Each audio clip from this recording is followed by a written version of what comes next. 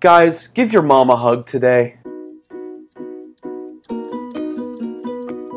Hello and welcome to the Sunday vlog. My name, as always, is TheKirbyT, and happy Mother's Day! Mothers. I have been very lucky and I've had some amazing mothers in my life, and not even just my own. My grandmother, my dad's mom, I did not know her very long, and she died when I was about 6, but I have these really great memories of going to her house in Maryland, and we would go to the park, and she was always very proud of me. I remember I got all the way through kindergarten. She was so proud on my first day of school, and I never really got to know her that well, and that's probably one of the biggest things that I wish could happen, but that I know can't, is that I wish I could know my grandmother a lot more than I do, because the memories that I have are just faint and just kind of an impression of her as a person. I want to remember more concrete things about her. Then on my mom's side, my Mima, that's what we say in the South, she died last April. She did not hide her opinion in any way, shape, or form. When you did something that she didn't necessarily agree with, she would give you this look, and I kind of do it too sometimes, like, oh.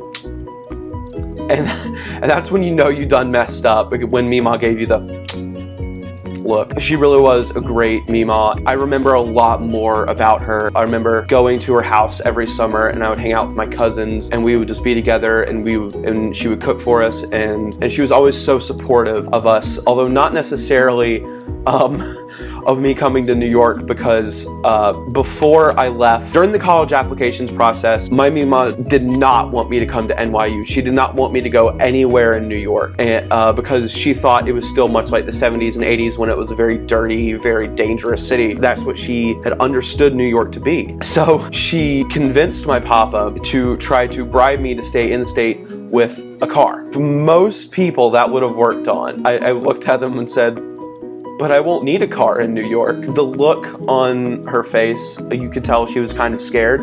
But then when she came to my high school graduation, she did say, you know, that she supported my decision to come to New York. Oh God, I'm crying. That she was looking forward to seeing me again. I went to college, and in April last year, she died. And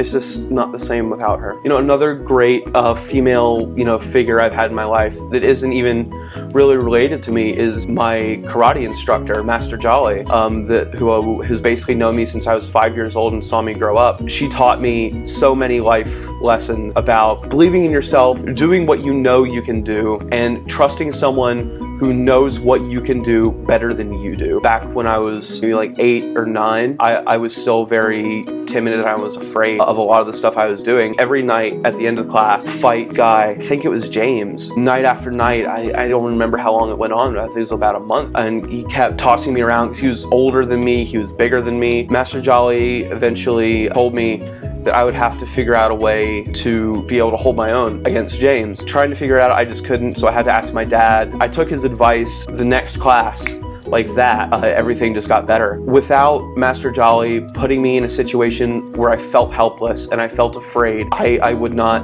have asked for help from anyone, ever. She has had one of the most profound impacts on my life. Everything else she's done, she's always been so supportive of me. Whenever I go back in town to visit, I always make sure I see Master Jolly. She is like a mother to me. That brings me to my number one, if this was a countdown, this would be my number one mom.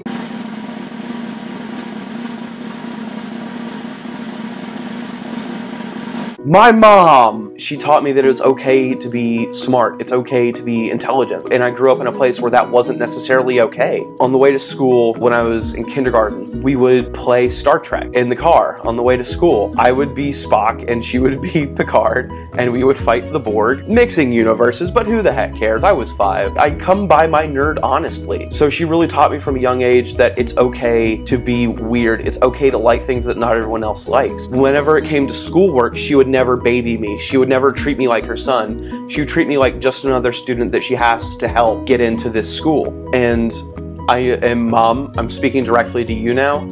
I know that Dad and I pick on you a lot. It's because we know you can take it, and it is definitely out of a place of love. I mean, you are the reason that I I'm not only sitting here in New York looking into this camera right now, you're the reason I'm even on the planet, and I love you so much, Mom, and I really wish I could be there with you today.